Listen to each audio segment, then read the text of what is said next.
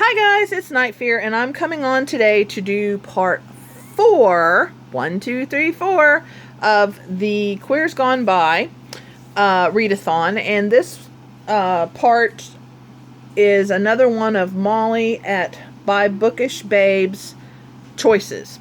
And for this one, she picked Edith Craig. Okay, so we're going to learn a little bit about her, and I will show you the books I picked for the prompts that she picked for her. So, of course, the first prompt for each of these women is their lifespan. And this one is read a book written or set during 1869 to 1947. And I picked The Orphan Train by Christina Baker Klein.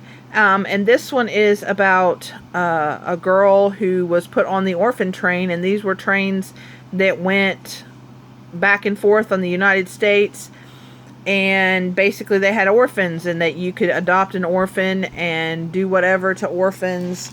Anyway, yeah, and so it's about the girl that was on this orphan train, and as she gets older, and this other girl helps her out. And so the back and forth part, the train part was, okay, between 1854 and 1929. So that part definitely fits. So it's kind of, part of it is in that span, but it sounded really good and really sad and really kind of, I don't know, just, it sounded good. So I thought that would be a perfect time to read that particular book. Okay, now the second one is to read a book about suffragettes. And Edith was an early pioneer of the women's suffrage movement in England and was involved in suffrage groups selling newspapers on behalf of the cause. So for this one, I picked a really cool book, and it's even cooler than I thought it was. I picked The Invention of Wings by Sue Monk Kidd. Now, I do own her book. Oh, hold on. What is that? The Mermaid something or other. The Mermaid Chair. I do own that one, but haven't read it yet. Why? I don't know. And it's got a beautiful cover and everything, but I just haven't read it yet. But this one is about two women. Well, they start out as girls, and this is in 1803. This girl is given a slave, because of course they had slaves back then, unfortunately, but she was given a slave, and it's about these two girls growing up, and then the girl's sister, anyway, but the sisters fight for not only emancipation and rights, black people, or how do they put that? I can't remember how they put that. But they also were like the forerunners of the women's suffragette movement too.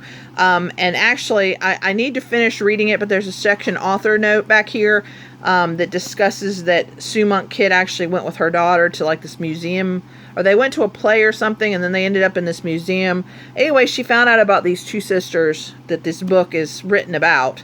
And she didn't even realize all this stuff about anything about them. So I stopped reading because I don't want to spoil anything in this book.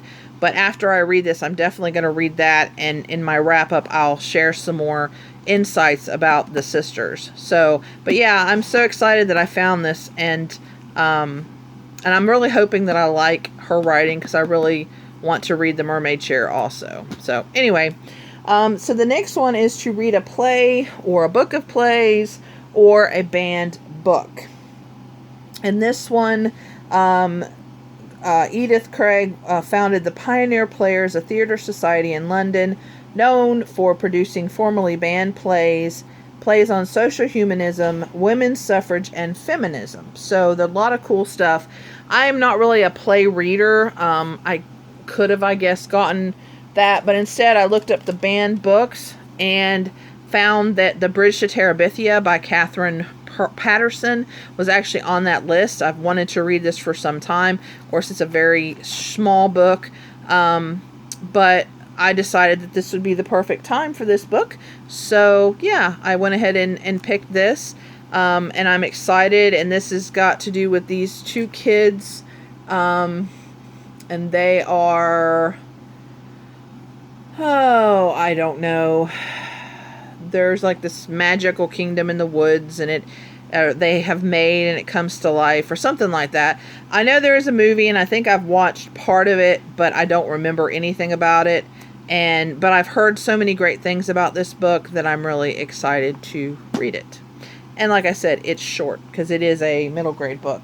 So, all right. So book number 4 is read a book about fashion or costume. And this one, Edith was a prolific theater director, producer, and costume designer, noted for her expertise in historical accurate costumes, and became a dressmaker as Edith Craig and Company in Covent Gardens until 1903. This chick was busy, man. She's a suffragette and a costume designer and a director, and wow, she's like, and this is back, turn of the century, and that's amazing. But anyway, so this is my book, so I actually have one of my own books, but I decided to read The Devil Wears Prada by Lauren Weisberger, and this one is about this girl who is hired by this fashion icon, she is a assistant to Miranda Priestley, the high-profile, fabulously successful editor of Runway magazine. And so she learns that she's not the most stylish girl. And anyway, so it's about, I've seen the movie a tons of times. I think I even own the movie. But I've never read the book. So I have got this at Five and Below, as you can see, for $3. So I thought this would be the perfect chance to read this, because they do talk a lot about fashion, and because it's a fashion magazine. So I thought, yeah, perfect challenge to read that. And the last challenge for part 4 of this is to read a translated book, and that is because from 1915 Craig and the Pioneer Players produced foreign plays in English. So they translated those plays, or they had them translated and had them produced into English. So I picked The Little Prince by Antoine de Saint-Exupéry. And see, it's a new translation of the beloved classic with restored original art. I have actually never read The Little Prince. I've heard the story. I know it has to do with him, something about him searching for something, and there's a rose, supposed to be a rose in it too, I think. But I've always wanted to read it, and so I thought, oh wow, and my library had it, and so I decided I was going to read it. But I was trying to figure out what other... Translated from the French by Richard Howard. So it's translated by Richard Howard. So yeah. So anyway, but that's my part 4 or 5 books for Edith Craig. So yeah, so now I can read these in combination with the other 2 parts. I already have part 3 and part 5 up. And part 1 and part 2 I've already finished. I have wrap-up videos and TBR videos for both of those. So yeah, so I'm doing pretty good. I'm not quite as far as I wanted to be with all this reading. I think I have after these, I think I have 50 more. So like I was saying in my wrap-up video, I'm obviously not going to be able to finish all of these books during, for the time, because in August I have the Newts. But I'm going to try to incorporate some of these challenges into the Newts, kind of put them together. But I'm still thinking I'm not going to finish all of them. So I will tell you guys in August when I'm done. And then I'm going to go ahead and complete it. I want to do all of these challenges. Even if it's not in the time limit, I still want to get all this done. Because I'm learning a lot about these different women and finding some really cool books. Because I'm not sure I would have ever found this one, or... I might not have read these others if it wasn't for these prompts kind of pushing me into it. So, yeah. So anyway, guys, let me know if you've read any of these, if you like these.